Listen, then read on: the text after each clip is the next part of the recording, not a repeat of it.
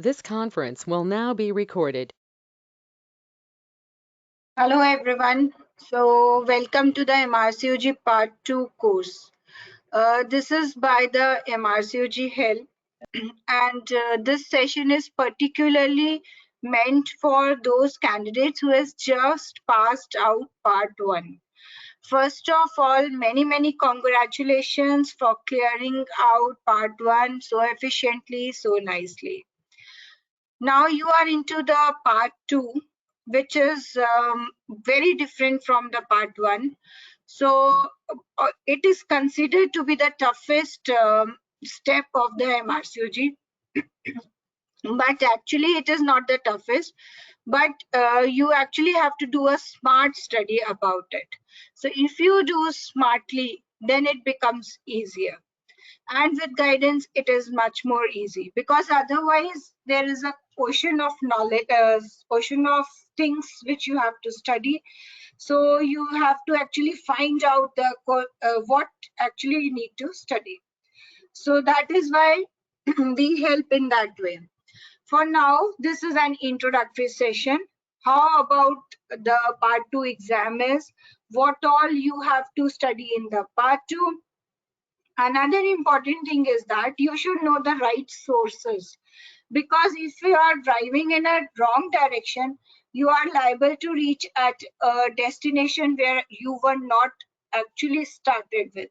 So that is why your focus has to be very fixed, and then you should know how to write on that particular way. Okay, so selecting the right sources is a very important thing. So let me take you through the journey of Part 2, how you should go, so that you know what is the right way out. The course mentors are myself. I am Dr. Bhavna Kera, and I am from India, and my co-mentor is Dr. Juma Viswas, and she is working in London, UK. So we do together, do all the classes, and all take up all your questions and everything. So whenever you are with us, you are in direct contact with us, and or we are always there to help you. So welcome to the session, and this is the dates to which actually you all have to look upon, because you all are for the July. January bookings have already closed, so now whoever is going to book is for the July. So nowadays it is expression of interest form which you have to fill if you want to apply.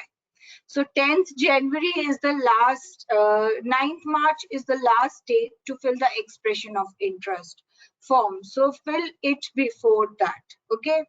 Once you fill that expression of interest form, then you will receive the booking tokens on 28th March. Okay, and then accordingly the window will open and you have to book your exam. So do remember to fill your expression of interest form before Wednesday 9th March. Okay, this is the deadline for expression of interest. Once you fill the expression of interest, then only you will receive the booking tokens. Otherwise, you will not be sent the booking tokens. So this is one very important thing. Now, how the exam format is. It is a computer-based test, and you have two types of questions: single best answers and extended matching questions. Since you all have studied Part 1, so you know what is single best answers. But EMQs is new to all of you. Single best answers is usually where most of the candidates actually pass and they don't find any difficulty. But in extended matching questions, you need a very thorough knowledge and a different perspective. So it needs a lot of work in this EMQs, lot of practice you should do to get that perspective of solving these questions. So as it is suggested, single best answers carries 40% of the total marks, and extended matching questions carries 16% of the 60% of the total marks. So EMQs is a very, very important part of this exam. You have to pass this EMQ to get through this exam, and this is where most of the candidates actually lag behind. So from the very beginning, whenever you start reading, you should focus on the EMQ practice and try to formulate the keywords, the important scenarios, how it appears, and try to fix up the things in your mind. Then in which situation what should be the answer. In a moment, I'll take you how you have to define the answers for these questions. We have two papers, paper 1 and paper 2. Both the papers are of 3 hours duration, and total number of questions are 100. 50 are single based answers and 50 are EMQs. But the weightage of EMQs is 60%. So number of questions is equally divided, but weightage of marks is not equally divided. EMQ's weightage is much, much more than the SBS, 10% more. So EMQ, again, it is a very important part. Then there is a lunch break of 60 minutes, and then there is paper 2, which is also of 3 hours duration, again with 50 SBAs and 50 EMQs. And you have to pass in the total. 50% of the mark will be from the paper 1 and 50% of your final marks will be from the paper 2. So collectively, you have to pass both the papers. This is the EMQ, extended matching question. Okay, so in this question, you can see that there are multiple options. You may have around 10 to 20 options given, right? So such a huge number of options is there. Then there are 2 or 3 scenarios. In this particular example, there are 2 scenarios shown, but it may be 3 scenarios also. So you have a common pattern, like if a question is all about the postpartum collapse, then all the things will be matching to that only. If a question is based on preterm labor, then there will be the various scenarios of preterm labor, or maybe a single scenario of the patient as she progresses further.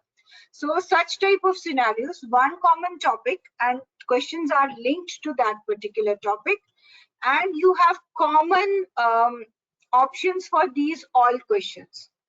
Okay, so this is one EMQ in which there are 1 question, 2 question, or there may be 3rd question also. Now you have to read this question and search for the options in this. So these all questions are very much close to each other. As I said, they may represent a single topic, or they may represent a single scenario which is progressing over a period of time. Now, when you look at the question and you look at the options are so close to each other, and since there are so many options, so you may find 3-4 options which are matching to your scenario. So if you have not fixed things in your mind, like the rules, that this is the rule, if this is going to happen, this is the answer. If this is there in the question, then this is the answer. So like this, you should fix your rules. If you have not fixed your keywords, your rules, then it becomes very difficult. Another way of solving the EMQs is that when you read the question, you think an answer in your mind and just don't read the options previously. Okay, directly read the question and bring an option to your mind that this should be the answer. Now start searching that option in the options of the EMQ. You will find 2 or 3 matching options to the option you have decided in your mind. Now you can think which is the correct one, right? So now it becomes the SBA. When you have three options in front of you and you have to choose one, then it becomes like SPA. So such type of techniques are there which are required to practice in the EMQ. So you need a proper technique how to go for these questions, then only it becomes easy. That is why EMQ is a big lagging point in the examiners, in the candidates. So most of the candidates actually face problem because of less score in the EMQ. Syllabus of the Part 2 exam is divided into the 14 modules. So these are all the things from the gynae and obs, and there are some clinical governance and some important topics regarding the teaching and some topics based on the UK practices and the UK laws. So there are this all 14 modules are there. Like as in part 1, you had various subjects. You had 13 subjects. But here subject is only one. It is gynae and obstetrics. But syllabus is divided into the 14 modules. So modules are, module 1 is the clinical skills, 2 is teaching, appraisal and assessment, information technology, clinical governance and research.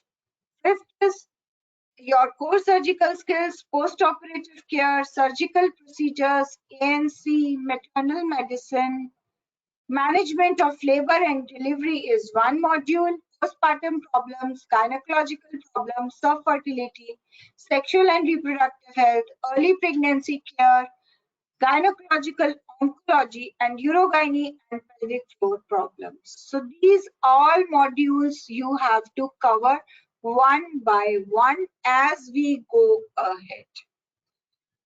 So every module has some topics which are incorporated in that module, and it is mentioned in very much detail on the RCOG website.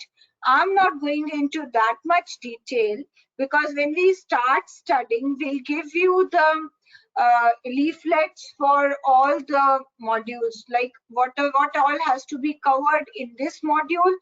All the guidelines or the reading sources which you are required to read will be provided to you. So module 1, like clinical skills, it analyzes your knowledge to rule out patterns of symptoms and identify the risk factors in women presenting with obstetric and gynecological problems. Assessment of a woman by means of clinical history taking and physical examination, and to manage problems effectively and to communicate well with women, relatives, and colleagues in a variety of clinical examinations. Teaching, it has altogether a different arena. We are not accustomed to teaching techniques and appraisals or any type of assessments like formative, summative assessments, your e-portfolio. All this is new to the candidates who are residing outside UK. So we provide you all the information you need to pass this in the exam, all the scenarios, how you have to cope up with these all things. And it also involves the ethical and the legal issues, the UK laws, like your Fraser's Gillett competency, your Fraser guidelines, your abortion laws, surrogacy laws. So there are multiple types of laws which are defined in the UK and they are not practiced by us. So they definitely need a proper attention. Clinical governance and research is also very much different from our perspective. So lots of statistics is there, incident reporting, risk management, confidentiality issues. Again, lot of questions come from the clinical governance. So we need to understand how the practice goes in the UK.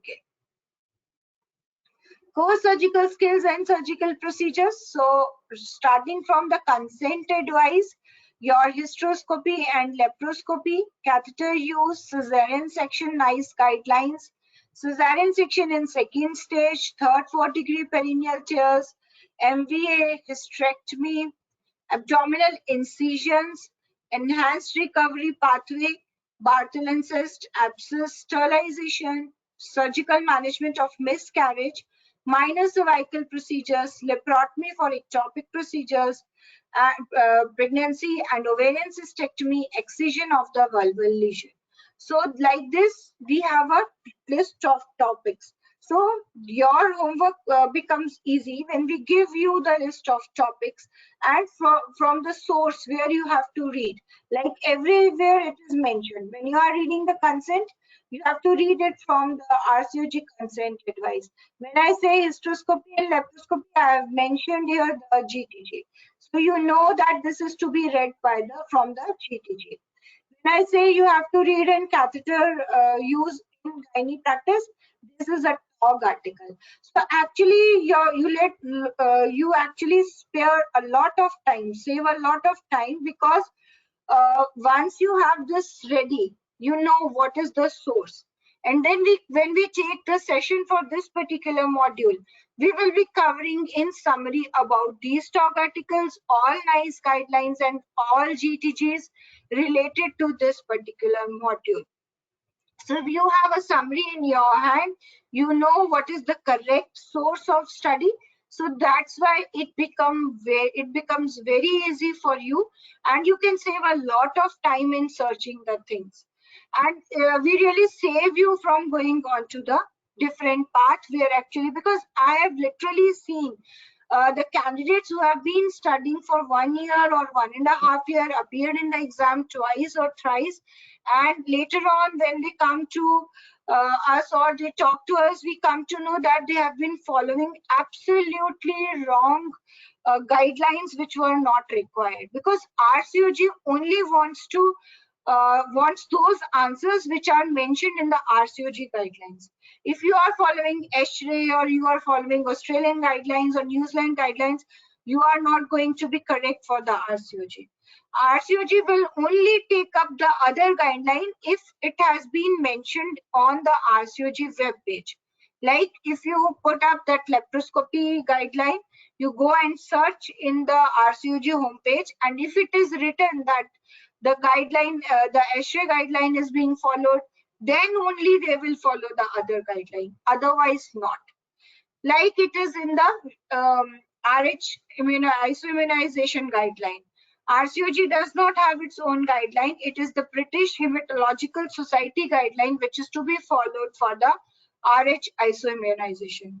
And I tell you, most of the candidates don't know this, that there is a British Hematological guideline which is being followed by the RCOG. So this you have to go and search on the page, and nobody wants to go and search for each and every topic and to search what is the basic guideline which has to be read. So once you know this correct thing, that where to start and how to proceed further on the path, and which is the right road to your destination, then it becomes very easy for you to follow that path. Like this, it is for all the modules. Like postoperative module will cover uterine perforation, urinary tract injuries in laparoscopic gynecological surgery, management of thromboembolism. Thromboembolism is a very, very important topic, and there is a very recent talk article of thromboembolism in gynecology. So it is a very important topic for the exam. WHO checklist, very much favorite of RCOG, nerve injuries associated with the gynecological surgeries. So once you have this all ready and you know the correct source, this is what I want to communicate, that knowing the correct source and covering the important topics, because there are few topics around which EMQ keep on revolving. Okay, so you have to make a list of those topics and be thorough with these topics. So then your process becomes very easy. Antenatal care in maternal medicine, there are two huge modules which have a variety of guidelines incorporated into it.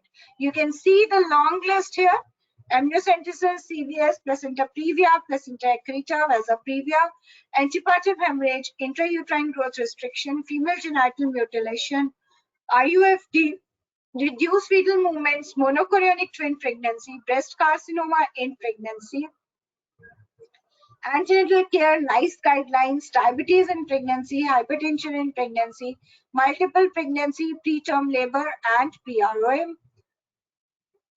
All these infections and fetal medicine topics, they are also part of antenatal module. Various talk articles which are related to this module. So we actually make a list of talk articles which you have to read thoroughly. Some talk articles which you can just look at and go ahead, because reading the talk articles of last 3 years is must. But you cannot leave the older talk articles which are important, because some articles are covered only by the talk articles. Like you see, asthma and pregnancy. No guideline is there. There is only a talk article. MI in pregnancy, there is only a talk article. So you have to follow these talk articles very thoroughly. These are all the topics of maternal medicine, and as you see, we go various organ system like hematology. We are dealing with the liver, we are dealing with the GIT, then skin, then neurology. So you go system wise, and whatever articles or whatever guidelines are incorporated, you have to cover those. Nephrology, then surgical topics, management of labor and delivery. This is a very, very important module, and knowing the UK method is very, very important, because it is not, labor and delivery is not managed like in our Asian countries. There is a huge role of instrumental delivery still in the UK practices, and then assessing the CTG correctly and defining the mode of delivery is a very important task. And lot many questions you expect from labor and delivery. Even 2 to 3 EMQs are expected. 2 to 3 EMQs, when I say, it means each EMQ question will have 3 questions. If one set of EMQ will have 3 questions in it. So when I say 2 to 3, you see 8 to 12 questions you can expect from labor and delivery. And knowing about the UK procedures is very, very important. If you go by the way you are doing into your practice, you cannot do these corrections right. So now questions right. Now you have 10 questions out of 60. If you have 10 from labor and delivery, you can see how important this module becomes and how important is to know about the RCOG perspective for these conditions. Postpartum problems, another important modules, postpartum hemorrhage, maternal collapse, sepsis, perinatal mental health issues. These all are important topics from this particular module. Gynecological problems, benign gynae, menopause, ovarian cyst, your chronic pelvic pain, endometrial hyperplasia guidelines, endometriosis, all these are very, very important topics, and many guidelines are there in this particular module. Subfertility, again a very good module. It is a small module but important. You often expect one EMQ, one set of EMQ from this particular topic, and you can score very well. There are few rules in this module. If you are thorough with those rules, you can very well score in this module. Again, the important thing is that your source should be right. This is sexual and reproductive health module. Lot of FRSH guidelines are there. So since there are a lot of guidelines, so people often get confused which one to read and which one to not. So you have to cover most of these guidelines, but we give you the summaries of these guidelines, so it becomes very easy to cover all those fast. Sexually transmitted diseases, there are BASH guideline. You have to read the BASH ones. These will only cover all these. Again, there is a long list of BASH guidelines, but then you can save time with the summaries. Early pregnancy care. This is again a very small module, highly scored. You can score very well in this module, and I would say at least the infertility, early pregnancy, oncology, these are the modules which have direct questions, so you can very well score on these modules. And these are all you will have EMQs from these modules. So good way to improve your EMQ percentage with a small effort. So miscarriage, ectopic pregnancy, recurrent pregnancy loss, tubal pregnancy, cervical subclash, nausea and vomiting, then your gestational trophoblastic diseases. So all these will be considered in this particular module. Oncology also has some guidelines and some talk articles. So you have to go through these particular guidelines, talk articles. We do take important points from the strategy also, because some topics are covered only in the strategy. So from these we have to pick up the important points and we incorporate those into our notes, so that when you get a final thing in the form of the PDF or the recorded sessions, you have all the important concept from the important guidelines as well as the strategy topics. Urogynecology, again you have various guidelines. There is a NICE guideline, there is GTG, so you have to follow the rules. Talking about the urodynamics, very important part. So how to interpret those graphs and how to answer those questions, that is again a trick which has to be followed.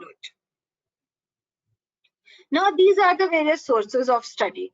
Often people ask me, please send the books, soft copy of the books, which are to be followed for the part 2.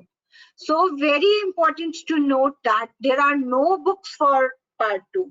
These are all guidelines from the various sources.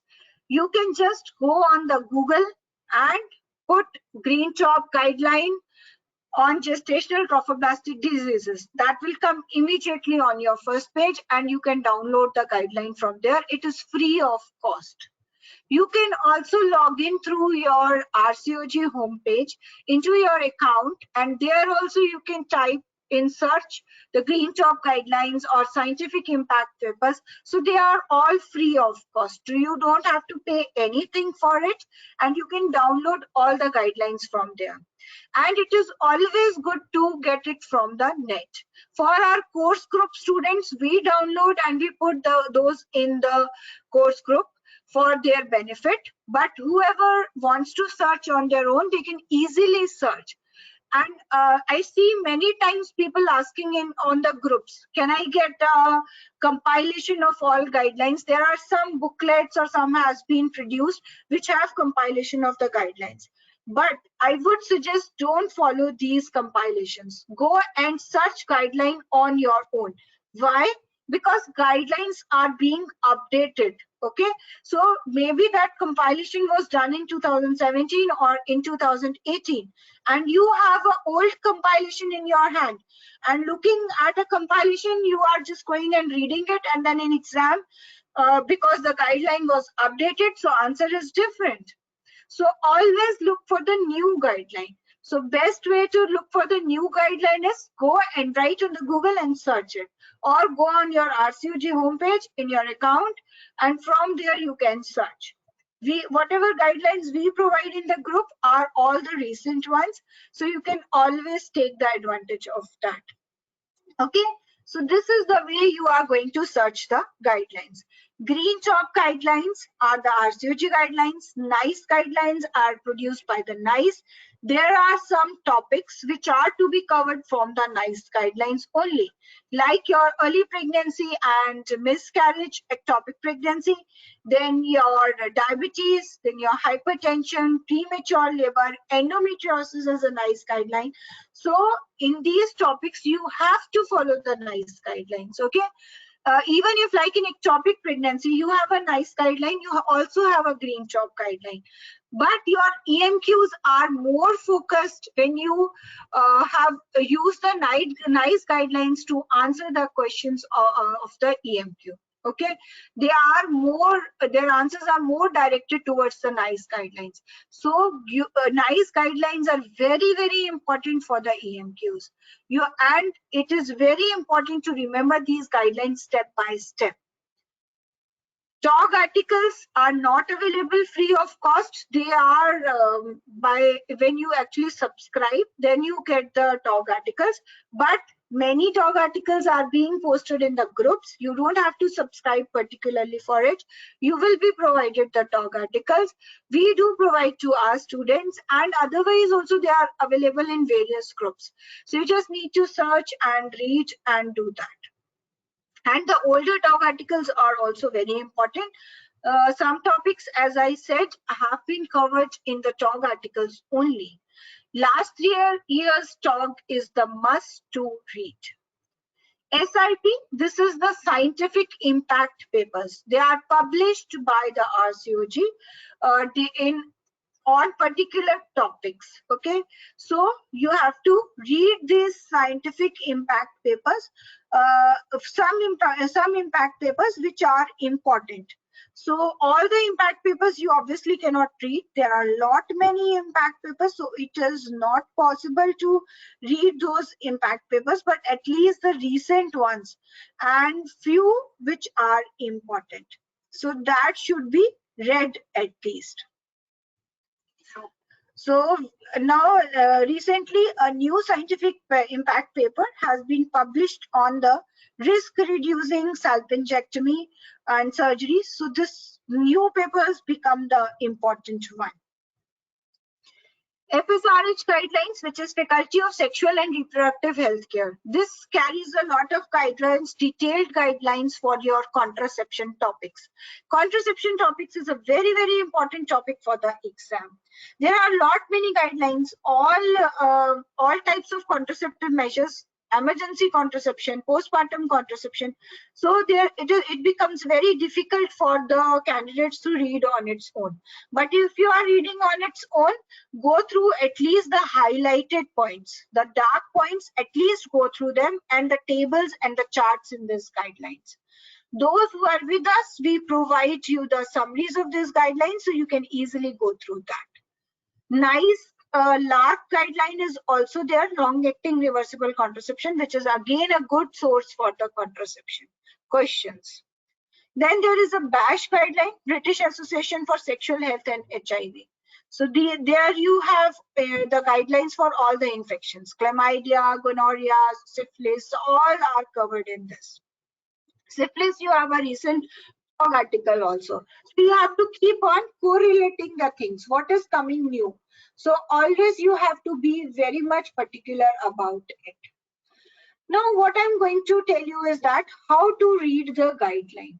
Like this is your green chalk guideline, how you can make your reading efficient. Quite often students ask me that we read the guideline, I've read the guideline twice and thrice and then I forget everything. So how to remember the guidelines? What should be your effective way of reading so that you can take out the important points from it? See, RCOG has a very few particular points around which the questions revolve. So you need to know those particular points very well, and there should be no overthinking. Whatever rules are there for the RCOG questions, you have to follow the rules. So don't overthink. Overthinking is a very much big enemy when I talk of part 2 exam. Follow the rules as they are given in the guidelines. Okay, so you have to implement the rules as it is. Our work is to highlight those points around which the questions revolve, and then your work is to try and practice the questions and try to implement that particular rule in the questions. If you do like this, you will never forget a guideline. So like this, I'm giving you an example. So like this is a guideline for the gestational trophoblastic disease. So you see the most common presentation is irregular vaginal bleeding. So now when you have a question, which is the most common presentation, or you have this type of presentation in your question, irregular vaginal bleeding with positive pregnancy test, so you know that you are dealing with the scenario of gestational trophoblastic disease. Definitive diagnosis of molar pregnancy is made by histological examination. Now see, look at this particular thing. So now this has implications. What is the first line diagnostic test for the gestational trophoblastic diseases. So first line is ultrasound. But what is the way you can do the definitive diagnosis? So that becomes the histological examination. So read the question very much carefully, and you should have a rules. First line is this, but the definitive one is this. So once you remember these two lines, you will never forget it in the exam. So make a rules like this so that it becomes easy for you to revise the guideline when you are doing it again, and the questions are based on these rules also only. So you have to remember only those points. Which is the main management option? So suction curettage is the main option. Now, there are often important incidences whenever you read a guideline. So separate those incidences out. We do in our notes, but those who are reading on their own, they can mark, and either in front page of the guideline, which is empty, or in the last page of the guideline, you can make a block and write all important incidences. And off and on keep on revising those incidences. Good is to do the group study. In a group study, you keep on discussing these incidences. Someday a person can ask some incidences from the other day other person can ask. So this is the only way. Repetition, repetition, and repetition in a group study. Discussion is must. The more you discuss, more you will remember in the exam. So always try to segregate the important incidences in a particular place. Now, like I said, how are molar pregnancies diagnosed? So you have first line modality ultrasound, but definitive is histopathology. So now when you have an exam question, whatever is being asked, you can write accordingly. Management, if I talk of, then important things are suction curettage, follow-up, registration in specialist GTD centers, and contraception. So when I talk of management, I will talk in 4 particular heads. Suction curettage, how to follow up these patients, registration is important, and what is the contraceptive measure is to be used. So now when you have so much, you have compressed the guidelines into points like this, then it becomes very easy to remember the guideline. Let me elaborate one. Like suction curettage, if I say, then what are the indications? All cases have to go for the suction curettage of all the cases of complete and partial molar pregnancy. But what is the exception? Wherever it is an exception, that is an important exam question. So exception when the size of the fetal parts deters the use of suction curettage. Because in partial mole, there is a fetus also. Okay. So if your fetal parts is so much big, and at that particular time the vesicular mole is diagnosed, then it would be difficult to go for the suction curettage. So in such patients, you can go for the medical management and get the pregnancy expelled by the medical treatment. So now you have a very clear this point that all cases will be managed by the suction curettage. Only one exception is there. And this is a very important point when you get the questions about the molar pregnancy, because at that particular time you become confused. What is the right method? NTD prophylaxis is to be given all to the patients. Preparation of the cervix by the misoprostol prior to the evacuation is safe. This is a very important point when you talk about the management of the molar pregnancy. Questions do revolve around this point. Use of oxytocin infusion prior to completion of removal is not recommended. Again, a very favorite point of RCOG. If the woman is experiencing significant hemorrhage prior to or during removal, surgical removal should be expedited and the need for oxytocin infusion weighed up against the risk of tissue embolization. So now you know what is important in surgical curettage. I'm not telling you to read the procedure of the surgical curettage, but the question comes from these 4 points. So now I've given you these 4 points and you remember these 4 points, and that's all. Whenever you have in EMQ such a question, fix these points there. So a very clear perspective if you have in your mind you will not be confused. If you have a lot of things in your mind and you see a EMQ, you are more likely to get confused because options are very near to each other. Then secondly, in some guidelines, you have such type of flow charts. This is not from the GTT guideline. I have taken this flow chart from a different guideline. It is from the 37B, that is management of thromboembolism in pregnancy. So this is a flow chart. Very much favorite of RCOG. This algorithm approach you have to go for. Like if you suspect patient with PE, what to do? You will do these blood tests and start the low molecular weight heparin. So like this, you have next step. If you have signs of DVT, what to do? If you don't have signs of DVT, what to do? So my purpose is not here to elaborate this algorithm because whenever we will be doing the GTG, we will be doing all the flow charts. But what I want to say is that these flow charts is an important source of EMQ. You have to know step-by-step approach. If you forget one step, your EMQ will be wrong. So you have to know what is the next step, what is the next step, what I should do. Like it is important that when you suspect E, you have to start low molecular weight heparin. But before doing that, you have to do the FBC, urea electrolytes, and LFTs.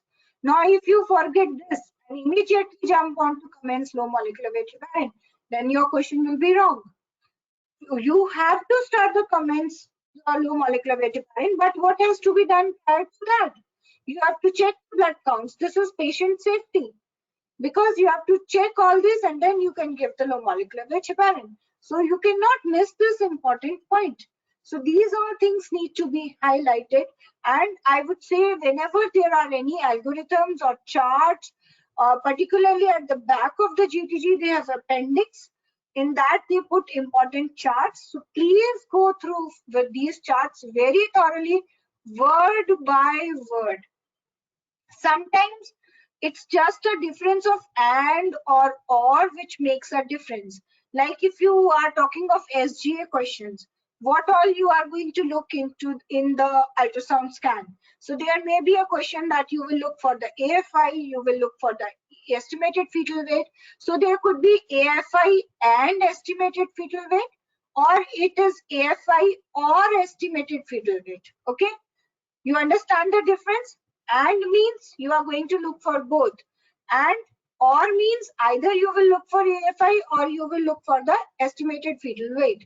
So now you have read in the guideline that both are the written, but you have not paid attention whether it was and or. So such a small thing, such a small difference can make a huge difference in your marks. Okay, so this is very, very important. Now coming to the NICE guidelines. NICE guidelines are very important for the EMQ point of view, and I tell you that it is more difficult to read the NICE guidelines as compared to GTG, because in NICE guidelines they have not given anything in detail. There are the points, and you have to remember these points, and also remember the step-by-step approach. So you have to go through the guideline and we help you do in doing that. Important is that there are words like offer, recommend. Okay, so when they use the word offer, that means that you have to do this. Okay, you can recommend this to the patient. So this you can recommend means there is if and but. You can or you cannot. So it's your decision. So these small words make a huge difference when you make your rules. There are NICE pathways where you have this step-by-step approach. Like if you are approaching a patient of pregnancy of unknown location, what you have to do? Your next step is to measure the HCG levels. So immediately, if you have read these pathways, you know how to proceed with this particular question. So any scenario with pregnancy of unknown location, how you have to proceed? You have to do the HCG levels. Now, how do you have to proceed with the HCG levels? So if your HCG levels decreases more than 50%, then you have to follow this way. If it is increased, then you have to follow the antenatal care. If it is in between, it is likely to be ectopic. So these pathways help you a lot when you are dealing with your EMQ questions. Where can you find the nice pathways? When you go and put this name on the Google, like nice ectopic pregnancy, this thing will come and appear. So from here, download the guidance PDF. You can click here and download the guidance. And here you see the nice interactive flow charts. Here you can click and go for the nice pathways. And I would recommend for all nice guidelines, please go through these pathways. They help you a lot in step-by-step approach. This is the scientific impact papers. So these are simple articles, like things they are written, and it is really difficult to read complete papers because 3-4 pages are there. So it is good you have your summaries in hand. Either you can do it for yourself or you can pick up the summaries. Sometimes they are in the group, some people share, or some are provided in the notes of the various courses. So, but you should know which are the important scientific impact papers you have to read, and those have to be read because questions do come from some important scientific impact papers. Talk articles. This is very important. This is a talk. Obstetrician and gynecologist. This is general. This is published by the RCOG and it is published quarterly. So you have 4 generals in a year. When you open up the generals, there are articles like you see here 1, 2, 3, 4, 5, 6 articles in one general. So you have to read these articles and again you need to remember the important points from it. SBAs are often focused. Of late, the articles, the content of the articles has appeared in EMQs also. Okay, in the end of every talk articles, there is a CPD question. You can say here, there is a CPD written. CPD is basically true and false type of questions are there. So initially it was an impression that people used to think that if you do the CPD questions, you are okay with the important points. But now it is not so. They ask about the questions. So at least if you are not able to read the talk articles, at least read the important charts, important tables, and we do try to cover the talk articles as per the various modules. Okay. And we sometimes take free sessions also for the talk articles. So those who are in the free group, they can always keep checking. Whenever we have free talk article classes, we put the links and you can always join. Some of the talk article recordings are also available on our YouTube channel, which is MRCOG Help. So you can go and subscribe to that channel. There are some talk article recordings on it, 10 to 15 minute recording for one particular article. So you can go and listen to that. Then it becomes very easy for you to remember. So MRCOG Help, MRCOG Help YouTube channel. For our course students, they will be definitely getting all the summaries. FSRH guidelines, Faculty of Sexual and Reproductive Health. As I said, there are many guidelines related to contraception. So you have to go through the important points. If not all guideline, at least read the important charts, tables, and the highlighted points. BASH guidelines. These are for all the infections. So your sexual and reproductive health module actually are covered by these 2 guidelines. It is not from your GTG primarily. These are from the BASH and the FSRH guidelines. So again comes the importance of correct source. Various books are available for the practice. These are few of the recent books which are to be done for the practice. The problem is that in some books you get according to the modules, but some books do not have according to the modules. You have a mixed questions from everywhere. So it is always good if you are doing a group study to divide the books among yourself, because there are many books of practice. These are 4. These are many more books, and you can practice as many as you want to do, because the more you practice, more you will. It's like maths. You have some formula in your hand. I have given you some rules. Now you go and practice it on the sums. The more sums you do, the more nicely you can do in your exam. So it is like that only. When I give you the rules, you go and apply those rules to the questions. So more you apply to the questions, more you will be well versed with those rules. So this is very important to go through all the books. Nobody can go and search the question from all the books. Many books have do not give them in the module form. So in a group, it is good that you divide the books, like two books one person can take, or if you are 10 people, you can take one book, and then one person will have to go and look into the questions related to the guideline or the module you are reading. Because how you are going to read is that you are going to do some guideline, read the guideline, like you have done the gestational trophoblastic guideline. You have read that guideline, go and search the questions related to that particular topic. Okay? Or you can do is that you can pick up all the content for the early pregnancy module, read all the guidelines, and then go and pick up the questions for the early pregnancy module. So both way it's fine. But one person will go and search the questions from one book. Other person is searching the other book and bringing in the questions. So if 10 people search, you will have a good pool of questions related to that particular topic. And then it becomes very easy. So you all can practice on those questions. And that saves a lot of time. If you go and choose the questions from all the books, it takes a huge time. So group study, group discussion, repetition, and knowing the correct sources. This is the key to success for the part 2. How we help? We cover a complete course, including statistics. We give you guideline summaries. Live sessions are there. Special attention we pay to the EMQ solving techniques. Then there are around a question bank of 1800 questions where you have a online practice, which is exactly like your computer-based exam. And then finally, you have a final mock at the end.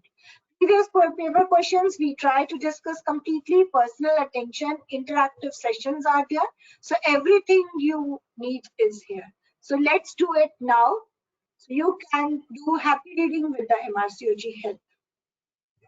Now I welcome all the questions. I've given you how the exam is, what type of questions you have in the exam, how the syllabus is divided, and how we will be covering the syllabus, and how one should cover the syllabus. What are the various sources of reading? Any questions? All are welcome.